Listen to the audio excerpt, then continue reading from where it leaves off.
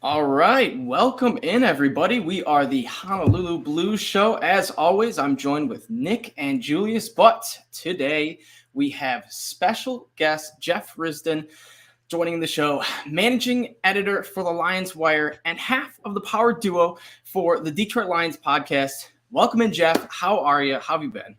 Guys, thanks for having me in. I appreciate it. I met Nick down in Mobile, and he's like, "You got to come on the show." I'm like, "Well, yeah, man. You took the time to come down to Mobile. The least I can do is come on your show." So I'm here. I'm glad to be here, guys. Thanks for having me.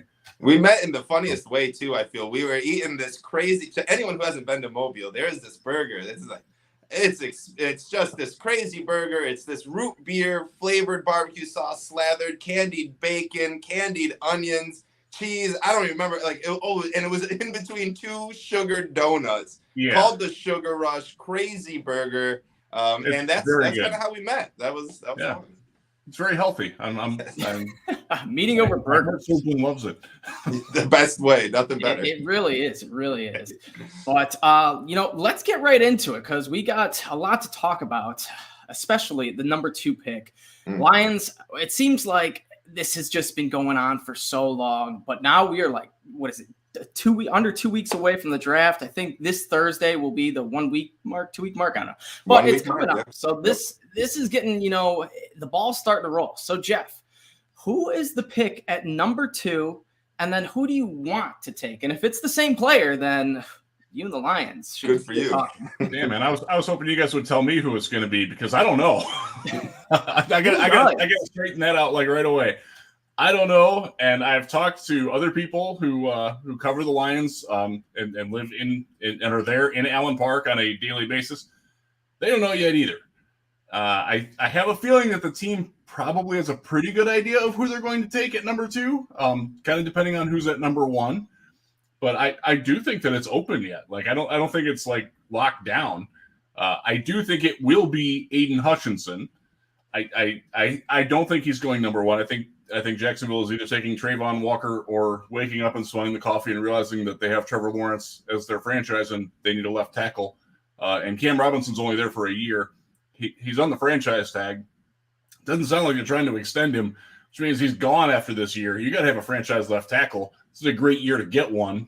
So it makes sense that they would do that. But that's one of the reasons why the Jaguars are picking first 2 years in a row is because they don't always do things sensically.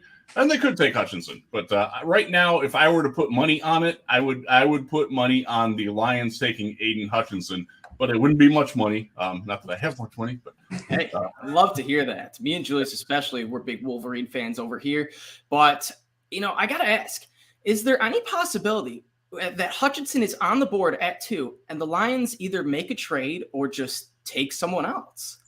I absolutely think that a trade would be in the works, and I know that they have talked to other teams. I know one of the other teams that has called them, and it sounds like that Brad Holmes was ready to do business, but it kind of depends on if the certain player is there for the other team to want to come up, and that doesn't seem likely at this point. We can read between the lines on that. Should we get a breaking news? Do we have what team is that? Can we get like a conference? Let's just say that Trayvon Walker is a lot more in demand than I think anybody really realizes. The NFL likes him a lot. Do you agree with that? With his 9.5 sacks through 3 years, right? Best defense in the league and comes away with 6 sacks. And that's just box score reading. Obviously, you need to be able to watch film and his high energy is. But to me, I liked Trayvon Walker, but in the latter end of the top 10 picks, his stock rising is kind of crazy to me. Do you agree with the stock rising? Are you a big fan of him? I mean, I do get why it's rising. When you test and your 2 closest physical comparisons are Myles Garrett and J.J. Watt, yeah, I get that. I'm a huge fan of both of those guys. He hasn't shown that he can do that on the field, but the thing is, Georgia didn't ask him to do that. And so if you're asking a guy to do superhuman things, he better be a superhuman athlete. And Trayvon Walker is that. We saw that when Lions linebacker coach Kelvin Shepard worked him out as a linebacker in there. He's faster than Nakobe Dean. Wow. Give me this guy. He can do a lot. I think is mine. I'm actually doing right before we did this. I'm doing my what I would do mock draft. The first 3 rounds. That'll be up at Real GM later this week. Free plug. Sorry, had to do it. I love it. And I have him going, I want to say I have him going 9th overall. And I think he's my number 10 player. My big board fluctuates around a little bit until the very end. But yeah, it's not absurd that he's risen based on his athletic potential, but man, like the results, and some of it is the fact he played next to the best defensive tackle in Jordan Davis. He had 3 day 2 NFL linebackers playing behind him, which made life a lot easier. Like he could take, I actually think he made them a lot better than what they probably are. I do think that the Georgia defensive line gets less credit and their linebackers get too much credit in general.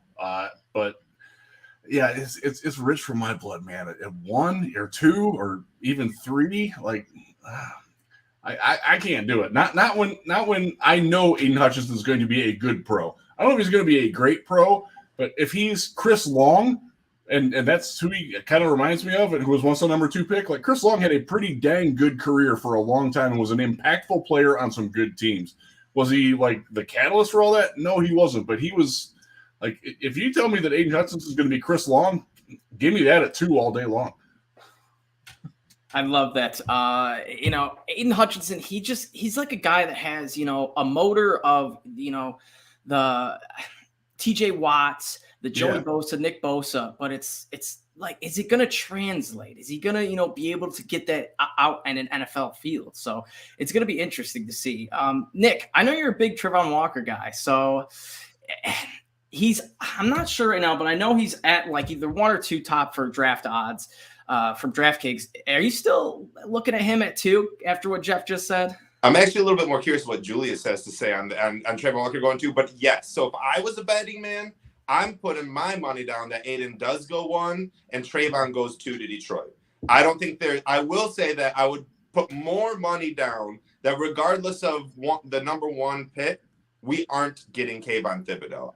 Even though I don't know if I agree with that, like personally, I think there's a better chance that we get Aiden or Trayvon than we do Kayvon Thibodeau. Obviously, I'm still in the Malik Willis train. I might be one of the only ones left in this train, but I'm still pushing for it. I think it's like the big reason for Trayvon Walker and the reason in my opinion, his stock has gone up so much is because this draft is full of questions. There from pick 1 to pick 32, there is no concrete, right? So you're just taking the player with the highest ceiling, but all players have very low floors, in my opinion. Every single player in the top 10 has a very low floor. At that point, you're just going to take the guy who has the highest ceiling at the number 2 pick. I think Trayvon Walker has the highest ceiling out of all 3 of these edge rushers in terms of longevity and the way that Dan Campbell and Aaron Glenn likes to run this type of defense. That's who if I had to put all my life savings, my house on something right now, I would say Trayvon Walker is going to be a Detroit Lion. That's just my guess. Julius, all or nothing. If I had to put my life savings on it, yeah, I would. I would say that because of all the mocks on Aiden Hutchinson. But I have a larger belief that the Jacksonville Jaguars might pass on Aiden Hutchinson. I really do. And that's because of the talent at tackle that's available to them.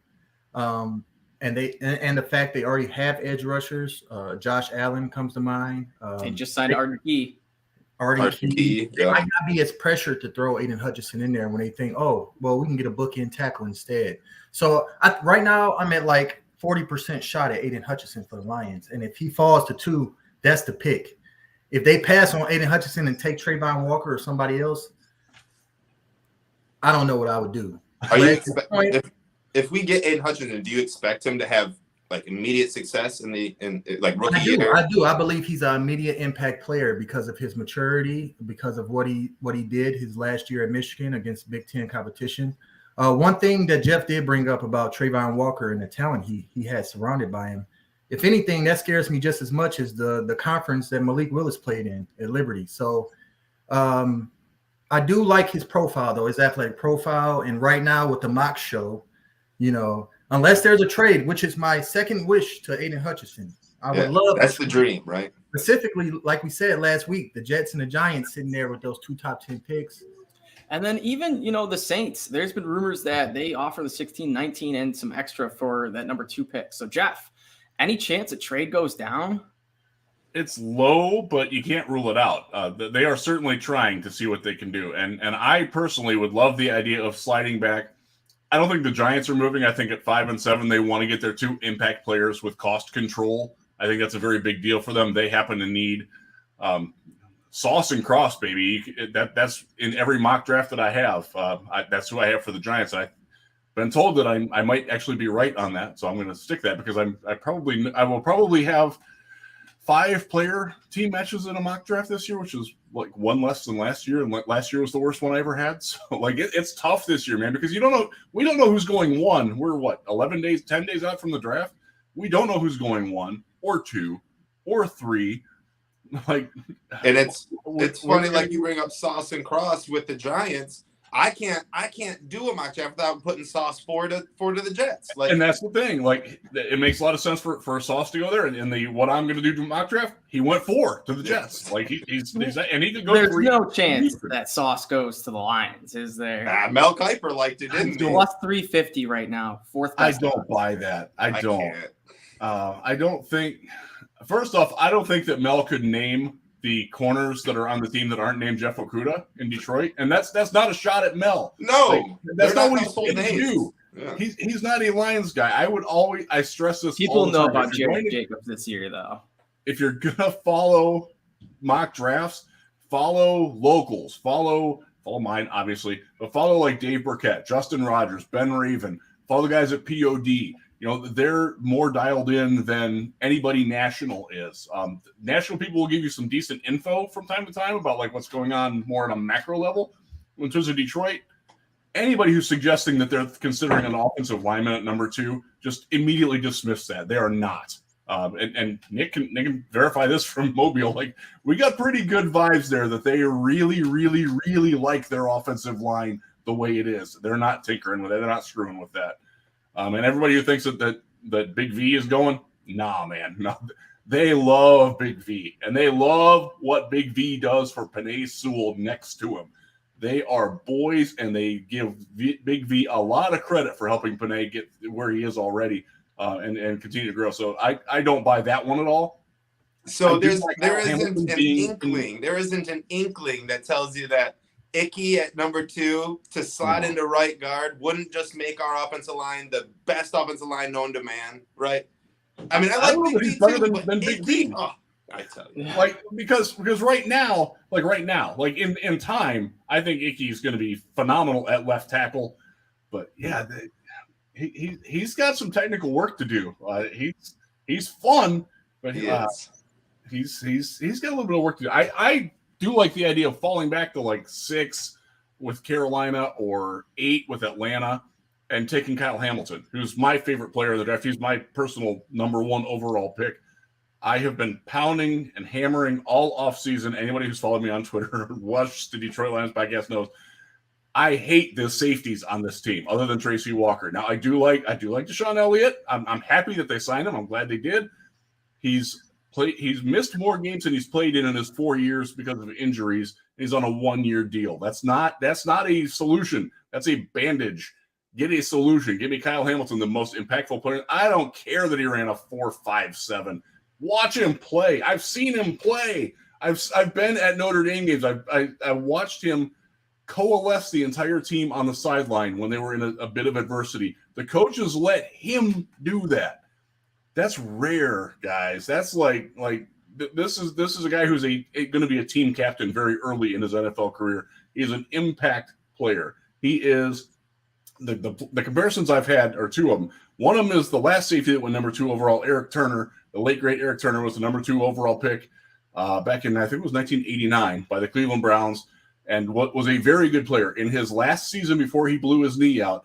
Had led the NFL in interceptions and was second in tackles. Give me that. Yeah, I want that. The other guy that reminds me of was John Lynch. The guy's in the Hall of Fame. It's a bigger safety that had questions about his long speed coming out, questions about how well he could cover in the NFL.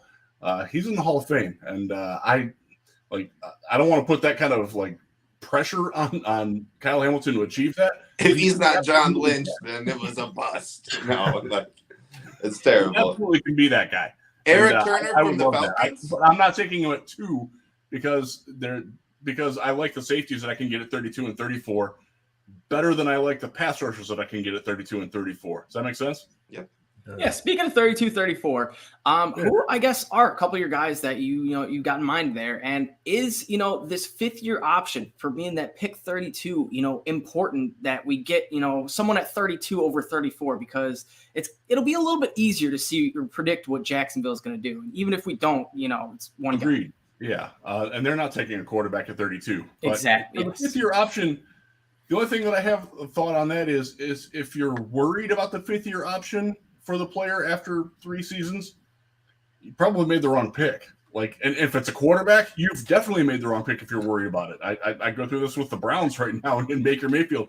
They did pick up the 5th-year option, and now they're stuck paying $18.9 million to some team to take him away from them so they can progress. It's not necessarily this oh, we got to have the 5th year on a quarterback.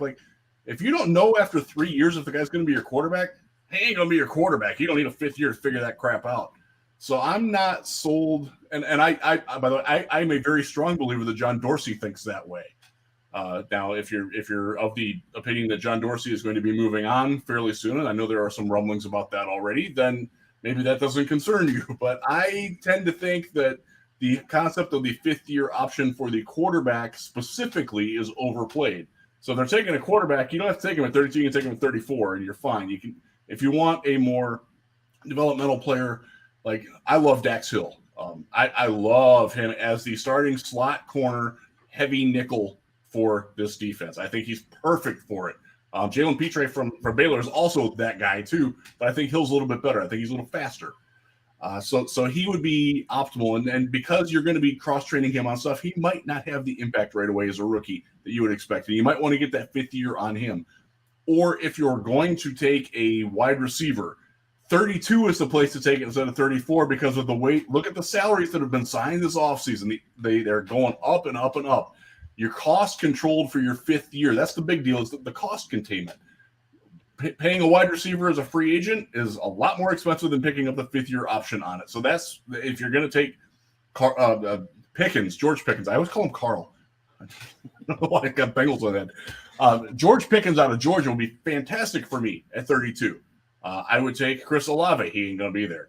I would not take Christian Watson, but if they're interested in Christian Watson, then that's where you take him. You take him at 32 instead of 34. I got to jump in. Why don't you like Christian Watson? He's one of my favorites. Now, I understand the drop's concern, the mental concerns at that point, but the raw physical talent, like the ability, the frame, the size, the speed, all of that. Got that. Exactly. And that's raw enough. And I like our coaching staff enough where I would believe in him. It's not that I don't like George Pickens, but I just like Christian Watson a lot as well. But I'm curious why you're not a fan of him.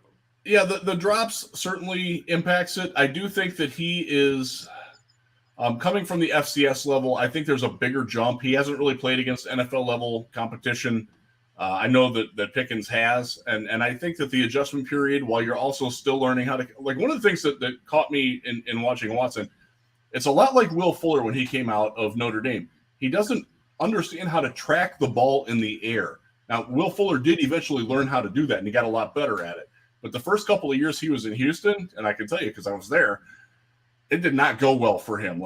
Texans fans were like, cut this bum ass now. He cannot catch. We're done with him. Now, that changed over time. And once he caught 12 touchdowns in 4 games, they were he can stay. Funny how that works, isn't it? Yeah, it sure is. Funny how it worked when they got a really good quarterback to throw him the ball, too. And I'm not sure that I'm not going to say that Jared Goff is as good as Deshaun Watson on the field. I think that's a leap that nobody would make. I'm not there with Watson. I wouldn't mind it. I wouldn't be upset if they did it, but I personally would take a few other receivers over him. You know who can be like Deshaun Watson? Malik Willis, though. Nah. Oh, yes, he can, boys. If you show me one play where he hits a 5-yard slant over the middle, one in his entire tape of 2 seasons starting at Liberty, I'll go with that. But see that right there, that's concerning. The fact that Josh Allen couldn't hit a 5-yard slant coming out of the fact that Jeff Risden, he could. Josh Allen's problem was that he didn't. Josh Allen had a lot of interesting issues, and I missed on him. I'm fully aware of that. But I'll tell you one of the reasons why I missed on Josh Allen, because I was in person when he played at Eastern Michigan, and Brogan Roback kicked his ass. Like I fell in love with him at the Senior Bowl. I was like, Brogan was incredible. And the Wyoming staff came over to the sideline. I was on the Eastern Michigan sideline. They came over and warned the cheerleaders, like, hey, be aware that we don't know where the ball's going when Josh Allen throws it. Like that is an absolute true story, and I can find you 3 other people that will verify that. That scarred me against Josh Allen. I'm like, they don't trust how in the hell are you going to trust him as a top 10 pick? Like, I didn't get that. Like, with now he figured it out. And process, and that's how Malik Willis will be. There'll be no Christian Hackenberg reporter throws. I promise you, Malik will be great. All those 4th downs that Jared Goff threw the ball away on, Malik's picking up with his legs. But there's no realistic chance the Lions get him. I hope maybe the visit goes great tomorrow. I would agree with that, and I think if you're doing the gambling, I think his over under is 9.5, and I think it keeps moving back too. Like I think it was at 7.5 the other day. So he's plus 500 for pick 2. So yeah, he won't be picked until maybe the Seahawks. If not, then probably the Saints Steelers area. We'll see. Yeah, the Saints are an interesting one. I happen to think the Panthers are taking Kenny Pickett. Yeah. Although my new conspiracy theory, and I got this morning after being on a couple of Cleveland shows, I think Baker Mayfield's going to get traded on draft day to the Panthers for like a 7th round pick, and the Browns are going to eat like 18 of the 18.9 million, and that's how that's going to play out. And that'll be the quarterback that Carolina gets, so that way they can take an offensive lineman there, and then they're good, and then everybody's happy because Baker needs to get the hell out of Cleveland. Yeah. It would make sense. He's not coming to Detroit, by the way. I know he's like 3rd in the odds. Detroit is like 3rd in the odds for Baker. He's not coming to Detroit, folks. And I'll say this, and I had this discussion with Jeremy Reisman from POD on Twitter. I'm like, all things being equal, I'll take Baker Mayfield over Jared Goff, but all things are not equal in Detroit. You got contractual obligations on both sides of that coin, and Baker's not that much better than than Goff. I'll ride with Goff and the chemistry that he's got going with the team and the belief that the regime has in him. That means something to me. I might disagree with it, but it means something to me that they feel that strongly about it. So I'm going to let them play that out and hope for the best. Yeah, honestly, it's going to be a fun draft, fun season for the Lions. But, Jeff, once again, thanks for joining us. We had a blast, but let the people know what you got coming up, what you got going on. I am working all the time. I have a lot of stuff coming at Lions Wire. Please check it out every day. We're doing a series where we do the prospect for each round. I did cornerbacks today. I believe defensive tackles are on the slate. I've actually written them all. I just have to schedule them out. I still have defensive tackles and one other one, the offensive lineman to go. Spoiler alert, there won't be a first rounder on the offensive line. But they both seem to be going over pretty, and it's a good way to get like a brief scouting report on like 7 different guys and how they would fit in Detroit. I try to pick guys that fit in Detroit. I'm not taking guys that don't. And those have been fun. I have the what I will do mock draft coming at Real GM. I will have the actual what I would do for the Lions mock draft. If time permits, it will be up Friday, and then I'll have the actual final mock draft for that next Wednesday. And this is the time of year where the saddlebags under my eyes just keep getting bigger and bigger because I don't sleep a lot. I'm excited and overworked, and it's great. I wouldn't change it. I know we said we're just going to let you go, but I actually want to jump in real quick, talking about those inside defense lines. So after you jump off, we're going to finish up the show by going over just a little mock draft that Julius and we both came up with a mock draft, what we think the Lions should do. Good. In mind, spoiler alert for anyone, maybe teaser, later rounds, kind of, I think it's like 397, maybe it's 366. I go with Fedarian Mathis, okay? I like him. And so I understand we drafted the 2 inside defensive linemen last year, but add Fedarian in, who can be an immediate starter. Is he going to be in your, can we get a little spoiler? Is he going to be in the article? He won't, but he's not a bad choice at all. I love him. I'm a big fan. I'm going with a Senior Bowl player in the 5th round for the Lions that was on there. Who? Oh, can we get a teaser? Who would you say? Who is it? Small school guy. We're check out that article. Yeah, there you go. Yeah, it's gonna be fun. And I did not take a quarterback in this one. I will leave the suspense out on that. If Goff isn't the answer, you get a lot of draft capital next year. You've got one of the things that this offseason has shown us, the last 2 offseasons have shown us, you can get a really good quarterback if you really want one. It might cost an exorbitant cost that no NFL team would ever give up before, but dynamics have changed, boys. Yeah. Russell Wilson got traded this offseason. You would have told me that even 2 months ago. Carson Wentz got traded. I'm just kidding. Nuts. Yeah. There's a lot. Like the NFL is becoming more like the NBA in that superstars will move around more. I personally like that. It's fun. Yeah. I'm all for it. So I'm not going to get pigeonholed into having a developmental quarterback when I can go get one next year who might be better than the guy that I can get this year. So that's where I'm at a quarterback, and in Goff we trust. Fingers crossed. Because of Lions culture, I agree with you on that, Jeff. They need to take chances if they present themselves. Yeah, because free agents don't want to come here because of our history. That's just not all of them. We can get some. We can fish out some with some money, but this isn't the destination yet. So you got to take chances where they present themselves. I like that you said "yet" because I do think that is going to change, Julius. But they're not there yet. That's for damn sure. Yeah, Detroit's going to be popping by 2024. Come draft day. Oh, just you wait. I'll be guys. Thanks so much for having me, and I appreciate it. Absolutely, yeah. Jeff. You have a great Thank night, you, Jeff. and thanks for joining. Thank you. Oh, that's a great guy right there. Awesome. Go give Jeff a follow if you guys did not. He was an awesome guy to have on, and hopefully we'll be able to have him on again, maybe next season or maybe during the season. I'll tell you what. I want to know what you guys' biggest takeaways was from Jeff real quick. I'll tell you my biggest takeaway was dollars to donuts. He said Aiden Hutchinson going to Detroit. That I hadn't been thinking about that since 1921. Yeah. Like I can't believe he said that. There's a couple things. How high he was on Aiden Hutchinson not going to Jacksonville. Malik Willis that he was pretty much out on, but I mean it wasn't too realistic at 2. And then the one that I was pretty shocked at was Trayvon Walker. He wasn't not a big Trayvon Walker guy, and I think all of us can agree that I think that's going to be the number 2 pick. But after that episode, Julius, are you rethinking things? I'm not honestly, Malik Willis. Like I said, I revere Jeff Risden. I've been reading his articles since I was like a teenager, and so I trust in a lot of stuff that he says, or his Nostradamus effects anyway. He said some things about quarterbacks before that came true, and the fact that he said Malik Willis can't hit a slant route, I'm gonna go back and look at some film on his slant routes, and if that's seriously a problem going across the field, I'm out. I was already out, to be honest. I was very scared. Y'all know this. I've been saying it every week. But I'm definitely out if I come to find out he has problem with, inside slap routes. I love it. What a great guest.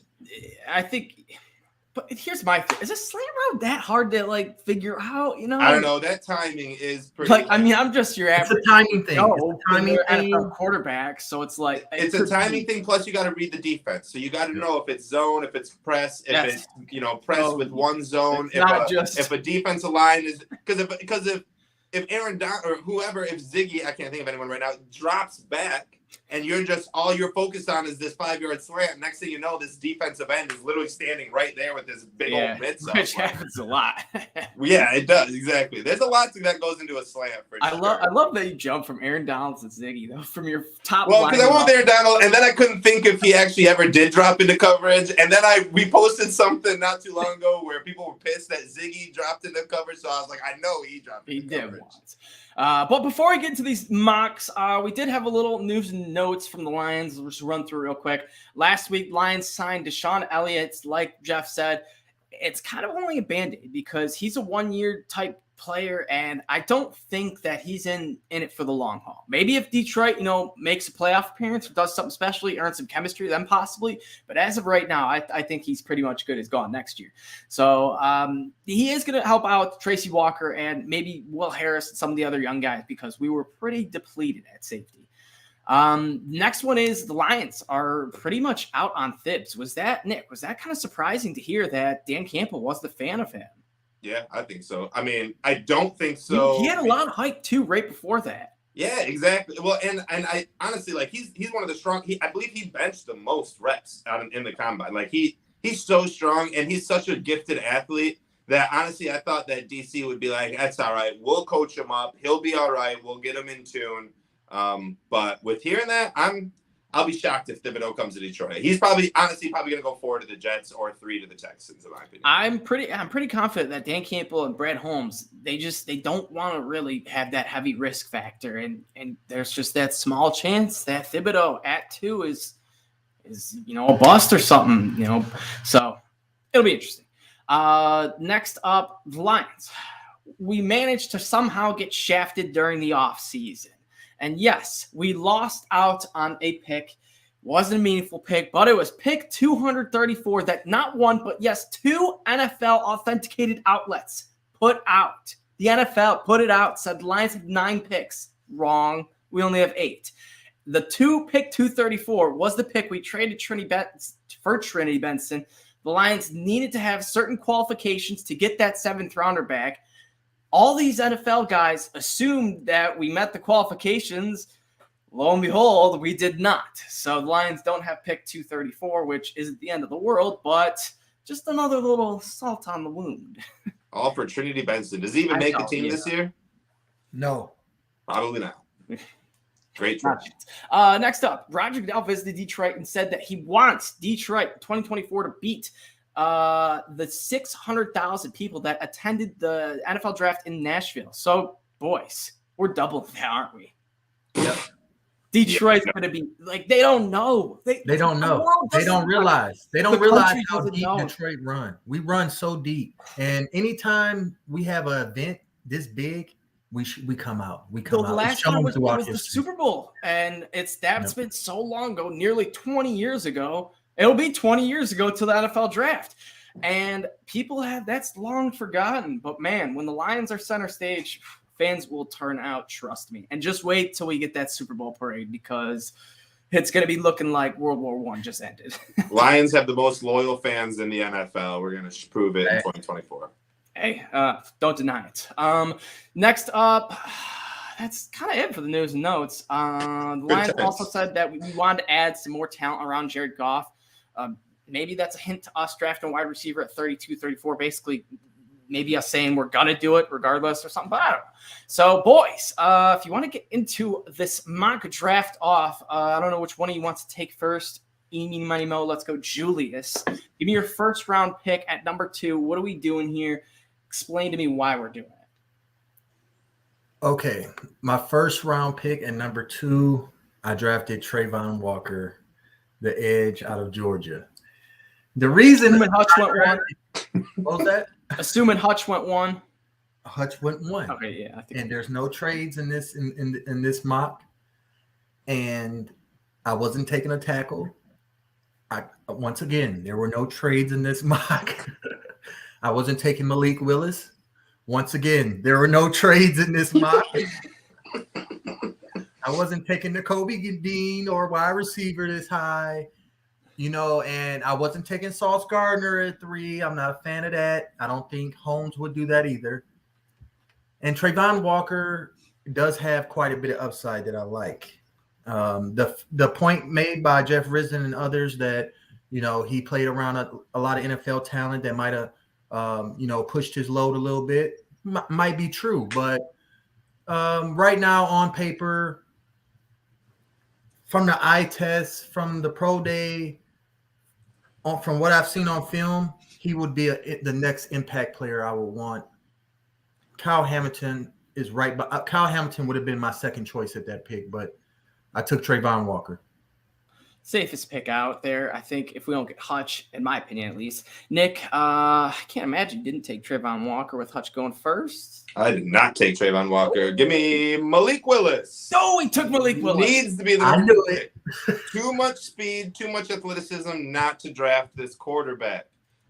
I said it with Jeff, and I'll say it again. You remember all 12 of those Jared Goff throwaways on 4th down? Ain't none of them going to happen with Malik Willis. All right. Malik Willis will prolong drives. Okay. He's not ultimately going to score more touchdowns, maybe, than Jared Goff in his rookie year. Okay. Jared Goff finished the year with how many touchdowns and interceptions last year? Like 15 and 11 or something like that. Yeah. Pretty sure Malik Willis can do that even without throwing a 5-yard slant. He's also going to add a lot more depth when it comes to running. He will prolong drives, which is how the Lions want to win. That is how Dan Campbell wants to win. Right now, it is prolonging drives with DeAndre Swift, Jamal Williams, Craig Reynolds, Godwin Mbukwe, Jamar Jefferson. That's how we're prolonging drives. Slants to Amon-Ra St. Brown. Jared Goff is not. It's like people get mad about Malik Willis because he doesn't have pocket presence and he gets scared and he uses his legs too quickly, right? Either he's too quick to use his legs. Jared Goff throws the ball far away faster than Tom Brady with a broken knee. Like, Jared Goff has no pocket presence. So I don't know what the difference is of throwing it away or just risking yourself going out for a run. Yeah, maybe he should stay in the pocket more, and we'll teach that. We will teach him how to throw a 5-yard slant. I promise you, of all throws, that is the one you can teach. What you cannot teach is to have that guy teach someone how to throw a 65-yard bomb on the dime. Okay, that's something you can't teach. I don't care about the 5-yard slant. I want the 65-yard shot that has the potential to outthrow every safety that's on that other opposing defense. And the only person that can catch up to it is Christian Watson. But anyways, I want Malik Willis. There's no reason. Let me see if I had anything else in here. Here's my last thing. This is a class full of questions, and I said this with Jeff, and I'll say it again. Take the guy with the highest ceiling, the biggest WAR above replacement percentage WAR. That's a baseball stat, but we'll bring it into football because he has the best WAR there is. The difference between Boye Mafe and Aiden Hutchinson, and we'll get to this in a little bit, is very slim, boys. But the difference of Jared Goff and Malik Willis, in my opinion, is huge. So I'm all on Malik Willis. Please, Lions, do the right thing and go get the next generational guy that's going to lead you for the next 12 years, like Matt Stafford, but only win a god darn playoff game. So I'm on Malik Willis. All right, Julius, you're going to have some work to do because Nick kind of picked a homer for me. So take a 1-0 lead. 32, who are you following up Trayvon Walker with? At pick 32, I selected North Dakota State wide receiver Christian Watson, who was staring me in my face. And I picked him because he fits the profile of everything that we want in a drafted wide receiver right now. And matter of fact, if we traded out into the teens and picked Christian Watson, I wouldn't be upset because I think he's worth that pick. And honestly, I'm worried he wouldn't be at 32, but he was there in this mock. And so I selected him, and he would immediately give the Lions the big body, field stretching, red zone threat of a wide receiver that they so covet. He's a great kid. I believe he could be impactful right away, a la Amon-Ra St. Brown, just in a different fashion. I picked Christian Watson. Welcome to Detroit, buddy. That's a Ooh, I like it, Nick. Now I got a feeling that you just picked Malik Willis. I teased him a bit. I got a feeling that we need some more cowbell. And by cowbell, I mean Nakobe Dean. I didn't wait for 34. I assumed Julius is going to be getting Nakobe Dean at 34. I didn't want to wait that long. I took him with that fifth-year option. Give me him with the linebacker. Nakobe Dean, weak side linebacker. I'm going to bring this over here a little bit. Weak side linebacker who is fast as all hell. hits with the best of them and gives an exhausting amount of effort. That fits Dan Campbell. That fits Aaron Glenn. I want Nakobe Dean, versatile. Can have trouble in coverage, lacks size, but makes up for it in effort. Fantastic fit for Aaron Glenn. Realistically, we need to get a linebacker, right? I think our linebacker crew is the worst. And when we go over like position grades before the season starts, I have a feeling that they're going to be the lowest with all of us. We need to upgrade that. I'm not reaching for Devin Lloyd at number 2. We got Jared Davis though. What? So Stop it. I heard what you said. Stop it right now. Give me Nakobe Dean. We need a linebacker. I do like Chad Muma a little bit later, Leo Chenal, but I like Nakobe Dean more. Give me him at 32. I like it. So we go wide receiver and linebacker here. A couple different options. Both have one defensive and one offensive position. Both one defensive and skilled position. So interesting to see. Julius, number 3, pick 34 to follow up that pick 32, Christian Watson. At pick 34, the Detroit Lions shall select another player that was practically staring me in my face. And that is quarterback Kenny Pickett from Pittsburgh. Oh, man. This just got interesting. I believe the ACC record-breaking quarterback is the best quarterback in the draft from a throwing standpoint, from a quarterback control standpoint. But I do like, I'm not comfortable taking him at 2. Let me get that out the way, right? If the Lions take Kenny Pickett at 2, I'll be upset that we just wasted a ton of value not getting somebody we could have, a defender, a Trayvon Walker trade back. Kenny Pickett is somebody we can get later on where I got him at 34. But I don't think Kenny Pickett will be there at 34. I got a feeling the Panthers are targeting him, but in my mock draft he was, and I made him a Detroit Lion because I believe he can be 3 tiers better than Jared Goff. I believe he could be a Pro Bowl player in sort of David Carr-like. I would love Kenny Pickett at 34. If he's there at 34, even though I don't want a quarterback 32 or 34, but if Kenny Pickett's there or Malik Willis is somehow there, pull the trigger. So Nick, both teams, I like this. Both these mocks are breaking down very well. Both you guys have quarterbacks now. So Nick, who are you following Nakobe Dean up with pick 34? I did agree that Pickett probably won't be there, but with oh my with what Jeff Risden was saying, that the Panthers have a chance to get Baker, all of a sudden that pushes Pickett back. If Desmond Ridder goes to Pittsburgh, he could easily be there at 34, shot like Drew Lock almost, where he was possibly a top 10 pick and then fell. Well, theoretically, he only needs to fall to because if you look at, hold on, keep going. I'll find this. Okay. All right. Well, I'll jump in with my 134. So I got Malik Willis, quarterback, and Nakobe Dean, linebacker. Malik Willis is going to need to throw the ball to somebody. I did not go with Christian Watson because, much like Julius, having some players follow you, which is what happens when you do these mock drafts and these AGIs work out, the AI work out. Old Traylon Burks wanted to fall to 34. I had the option of him, Jahan Dotson, Christian Watson, George Pickens, a slew of receivers in my mock draft. I don't know why. Probably not realistic. He will probably go, if anything, as late as 30 to Kansas City or 28 to Green Bay. But he was there in my mock draft, and I took him, and I got a few notes on him. 6'3", 225 pounds, big-bodied wide receiver. Think A.J. Brown, who's 6'1", 226. Burks 6'3", a little taller, same size. That's who he is. He is best known for when he catches the ball quick. 5-yard slants, perfect for Malik Willis. Get him, the Traylon Burks, the ball quick and let that big body just shed these 5'9", $185 cornerbacks. He's throwing around like a bull, like the bull I tweeted out, just knocking that dude down. It was a great tweet, by the way, if you guys haven't seen that. And that's what Traylon Burks is. Kind of Kenny Golladay in the fact of the contested catches. We're not going to see the separation that we really want, which stinks for Jared Goff. I honestly wouldn't want him for Jared Goff. But for Malik Willis, he can throw you to separation. And that's not something Jared Goff can do. So if we get Malik Willis, I want to pair him up with a wide receiver. George Pickens would honestly be my realistic pick right there because that's who I think will be available, or Christian Watson. But with Traylon Burks falling, and you never know what happens in the NFL, I obviously took him. Let me see if there's any more notes. Hold on one sec here. One sec. Nope, that was it. Go Traylon Burks. In real quick. What I was trying to say is, granted, a trade probably would happen if Kenny Pickett did start to slide to the late 20s. But if he does, just slide and no one wants him, then all he really has to do to get to the Lions at pick 34 is fall to pick 27. By that, I mean pick 27 is the Bucks. No, they have trash. I doubt they would. Bucks, Green Bay, Kansas City, Cincinnati, Detroit at 32. 33 Jaguars, then 34 Detroit again. None of those teams need a quarterback in the slightest bit.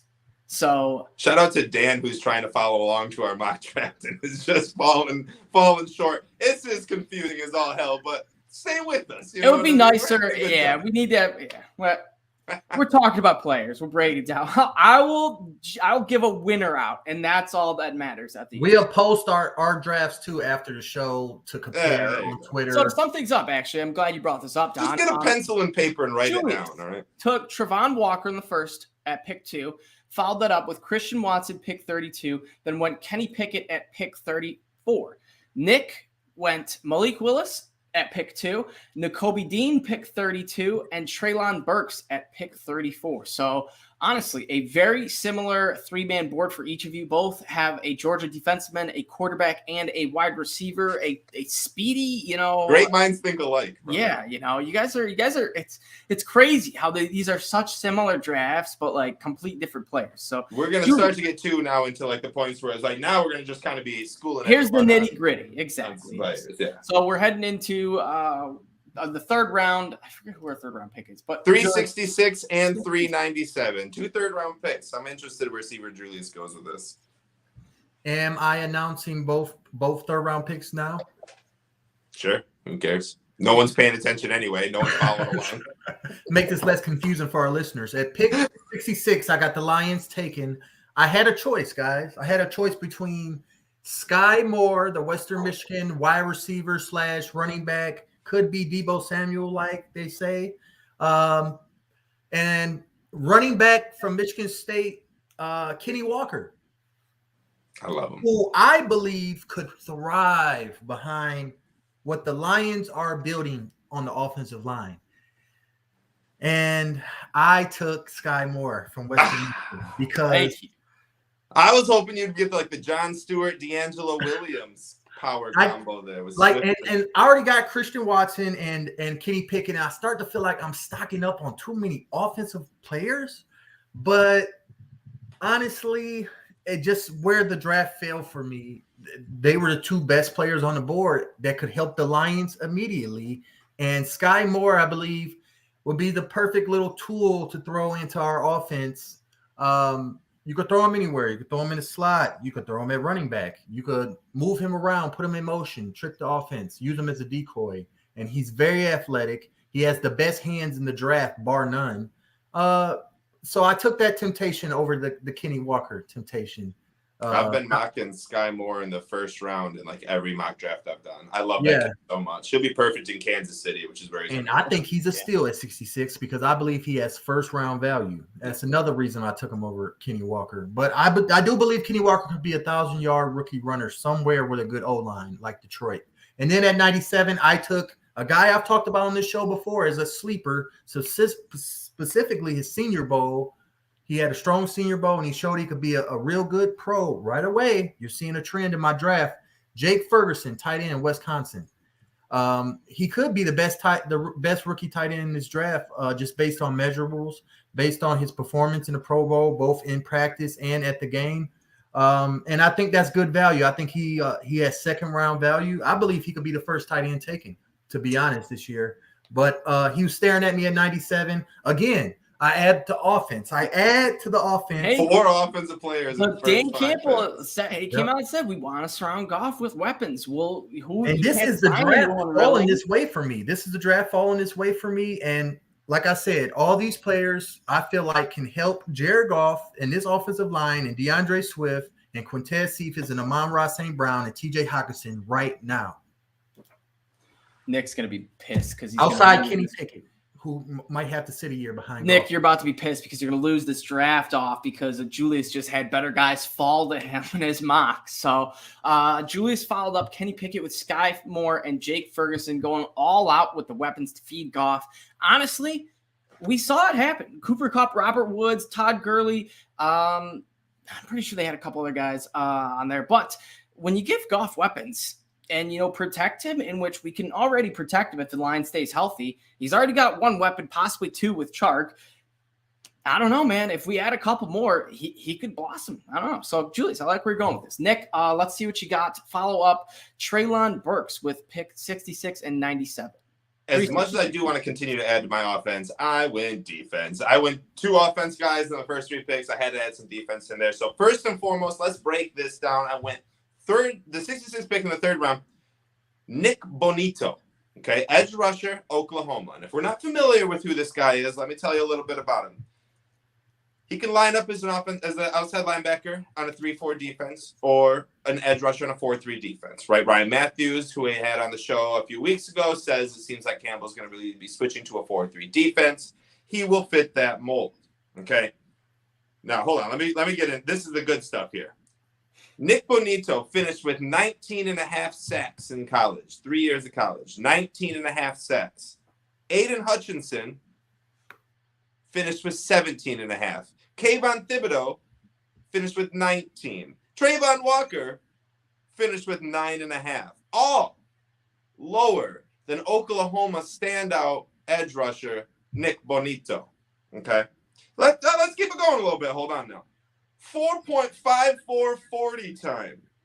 Trayvon Walker a little faster, 4.51. Kayvon Thibodeau a little slower, 4.58. Falls right in the middle. The big thing that hits him, 22 bench press. Thibodeau 29, Hutchinson 28, Walker 27, Bonito 22. He is not going to be that huge, like, just bull rush you over type of edge rusher, right? He's not the first, second, or third overall pick, but still comes away with statistics better than those first, second, and third overall picks. No, it's box score watching. I get that. But listen, Bonito played on a heavy defense in a very good conference with very pass rush offense, so maybe his sacks are a little skewed. I'm okay with that. Drafting with the 36th pick, Bonito is a phenomenal edge rusher and will be an immediate, impactful edge rusher for our team. Paired up with Okora, paired up with Harris. I freaking love him. He's also got the name Nick. That's a powerful name. So how could you not just want him on your team? 397. We talked about it a little bit with Jeff. I went with Fedarian Mathis, inside defensive line. I'm going to shore up the trenches. That's how Brad Holmes likes. That's what Aaron Glenn likes. That's what Dan Campbell likes. So let's shore that up. Fedarian Matthews, yes, maybe we don't need the inside defensive line because we just went out and drafted Levi and Aleem. But let's continue to add. If we do go to a 4-3 defense, that's going to be more rotation for those big boys up front, right? We're going to see more of those, like, those guys get tired. They really do. But Fedarian Mathis is similar, in my opinion, to what Aaron Donald from a frame, he's not that big defensive lineman. He's not that Aleem McNeil. He is a cut, fit, physical freak, and he's phenomenal. Okay, came away last year. Let me make sure I get this right. 40 tackles, 9 tackle for losses, and 7 sacks. Last year, that's 2 less sacks than Trayvon Walker had his entire college career. Okay, that was just last year on a very good Alabama, defense. He was the centerpiece for the trenches. I love him. Please add him to the interior defense line. We have to continue to add interior defense line. I'm not sure where Levi's going.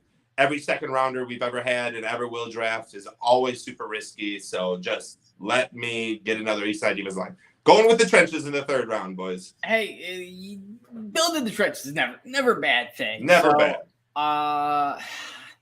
Kind of starting to split off, and Nick going heavy defense, Julius going heavy offense, but I like both drafts. So Julius, follow up Jake Ferguson with who you have in the 4th round. In the 4th round with the 177th pick, the Lions will select. Round. What was that? 5th round.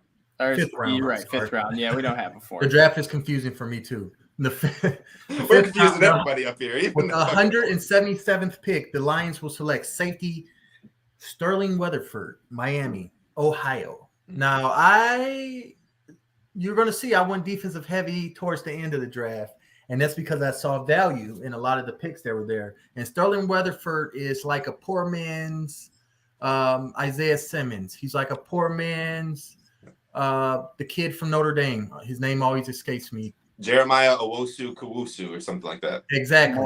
He's 6'4", 225. He has great speed. He can cover the slot. He can cover tight ends. He could switch to linebacker in the NFL if he put on 10 pounds because he was one of the best run defenders in the ACC. He's a total tweaker, and I think that he would immediately add value to our back 7. Immediate value. I got Sterling Weatherford, safety out of Miami, Ohio, 177. And he put up great tape in Mobile, too. If anyone goes back and watches any of those Mobile practices, Sterling Weatherford was all over the place, even on the rainy day. So that's a good pick. I like that. Another Senior Bowl stud. You're right. Yeah. Am I jumping in, Adam, or you got something to say about Sterling? No, I'm just copying his name down. Julius, you want to wrap it up with the – well, I guess we combine the 6th and 7th. We don't have any 7th rounds, right? They're both 6 rounds left? They're both 6, yeah. Okay, this one's just latest. So my 5th round, I went back to offense. Let's add another wide receiver. Let's add another 6'3" wide receiver. Only this time he's not 226 pounds. He's 205 pounds. Justin Ross, wide receiver from Clemson. Add him with Traylon Burks, with DJ Shark, with the Sun God, with Josh Reynolds, I guess Quintez Cephas, if he's still on the team, Trinity Benson, he's gone. I think it was Joey 2 times who put it out there. He's like, Campbell's not cutting those. Yeah, bye-bye. Bye-bye. Bring in Justin Ross. This kid averaged, no. This kid was the number 1 receiver from Alabama coming out of high school. Went to a great Clemson team who, as soon as he went there, had a huge drop-off in quarterback, and it showed on the field, in my opinion. Justin Ross was a receiver that is hindered by his quarterback play. I want him on our team with Malik Willis, not Jared Goff, but him and Traylon Burks and Malik Willis would set our future up for future success, and it would be so amazing. Some problems. This is what I was going to say first. Average 4.7 drops a season. I don't like that, but if we're okay with Christian Watson, we should kind of be okay with Justin Ross. Also, what I would need to see is him, very similar to what the Sun God did last year. If we can remember, right, we just drafted Amon St. Brown. OTAs are starting, and after every single OTA, after every single practice, Sun God stayed out there and caught 100 balls off the jugs, right? 100 balls every single day after practice. I need to see that from Justin Ross. He needs to prove to me that his hands is the least of my concerns, because they're the most of my concerns when drafting him with the 177th pick. But when it's this late, I don't mind taking a risk on a wide receiver that at one point was the number 1 wide receiver in Alabama. And that right there is almost like being the number 1 wide receiver in all of the country coming out of high school, because it's Alabama. So I like Justin Ross. I think he had just some tough times in Clemson. He deserves a good opportunity with a good team, and I think it would be a good fit for us. Yeah, I agree. I think Ross falling that far too would be a nice spot in that 5th round pick. But regardless, 5th or 6th, I'll take him. Julius, round up this draft with your final 2 6th round picks. So far, you took Travon Walker, Christian Watson, Kenny Pickett, Sky Moore, Jake Ferguson, and Sterling Weatherford. So, who are these next 2 guys? With my last 2 picks in this draft, at 181, I selected running back Hassan Haskins from Michigan. Love it. And Bring out every running back in the Big Ten. We'll take. So Julius said you want to play hardball on Nick. Walker. I was thinking you got Kenny Walker. That's right. No, remember I tug on Adam's strings of his love for Malik Willis. I'm a tug on his Michigan Wolverine string. I know. He just drafted him to get your side. Damn it, Julius, that's tactic. I like that. I drafted Hassan Haskins at 181 for much of the same reason I told y'all I had a temptation to draft Kenny Walker back at 66, but went with Sky Moore instead. It was because I believe Hassan Haskins is a Dan Campbell type of player, and I believe he can effectively run behind what we're building on our offensive line right away. And I continue the trend with the right away help that we're getting in my draft. Hassan Haskins could be a great complement to DeAndre Swift right away behind our offensive line. At 181, I found excellent value. And lastly, at 217 in the draft, I dipped right back in the defense. I dipped right back in the secondary, and I dipped right back in the value bin. And I took Kalen Barnes, cornerback from Baylor, probably one of, if not the fastest running backs in the draft as far as straight line, hip fluidity, turning and running with wide receivers. Very instinctual. He's long. He's not too small. He can match up in man or zone. He does have some refinement, very raw. But at 217, I found that he's somebody who can make our team and help out our secondary. So I ended the draft with defense. I like it. Have to take defense at some point. Can't go all offensive weapons. But to touch back on Hassan Haskins, I know a lot of you people think, oh, how does this guy, fit in with the Lions? We've got Craig Reynolds, Jamal Williams, Jamar Jefferson. But all these guys are kind of injury prone. We've seen Jamal Williams, Swift, Jamar Jefferson, all of them get injured. Craig Reynolds, we haven't really seen enough of to see him get injured, but anyone can get it. So adding running backs is never a bad thing, especially in the 5th round. But Hassan Haskins, he's a guy that can run not just over you, he will run through you. And he's a guy that had 4 touchdowns against Ohio State, essentially carrying us to victory. Honestly, he might have had 5, if I'm mistaken. I don't know, Julius, Michigan talk. Something like that. I like the picks. Then Kalen Barnes, a solid player that at late 6th round, it's like a dart throw. Might as well, adds a little bit depth secondary, so it'll be nice. Nick, give me your 2 6th round picks to wrap it up, and I will declare a winner. I like sticking with the same vicinity when we have 2 picks in 1 round. So in the 3rd round, I stick with the trenches. In the 6th round, I'm going with the no-fly zone. Going with 2 defensive backs. First one, I'll start with a guy who has fallen immensely, in my opinion. I don't know. At one point, this dude was a 2nd rounder, late 2nd round, early 2nd round, kind of went to 3rd. Now I'm drafting him with the 181st pick in the 6th round. Darian Kendrick, we're bringing on another Georgia cornerback. Phenomenal. TDN had him ranked like 180th prospect. At one point, I'm pretty sure he was ranked like 68th. I don't know how he's fallen so much. I was reading a little bit about like they're nervous, this and that. He plays open when it comes to it. Like he's raw, all this and that. Bro, if Aubrey Pleasant and Aaron Glenn can make AJ Parker and Jerry Jacobs household studs in Detroit, I'm pretty sure they'll do fine with championship winning cornerback who guarded freaking John Mechie and during the championship game, Darian Kendrick just fine. So I love Darian Kendrick. See if I have anything right here. Raw cornerback who got bailed out by the Georgia defensive line. He likes to hit. Was a starting corner for that defense. His NFL IQ is up there with the best of them, but a real work in progress type player. But out of all the positions that have a raw player, I feel like cornerback is the best for the Lions. So we'll probably end up just waiting and getting an undrafted and making him a star because that's just kind of what we do. But if Darian Kendrick is there, I like him. And then with the last pick for the Lions, 217th pick in the 6th round, I went with the guy who has the best name in all of sports coming out this year. Motherfucking Smoke Monday, bro. Let's go. We're getting Smoke Monday so I can talk about Smoke Monday every single Monday on the Honolulu Blues with our boy Smoke Monday. I say we smoke Monday. And physical safety, who enjoys to inflict pain. The first thing I read about him, had to write that down. Let's go. We like that. Best name coming out of the draft. I'm going to reiterate it because I wrote it down and I'm going to say it again. Should be a 1st-round pick based on his name alone.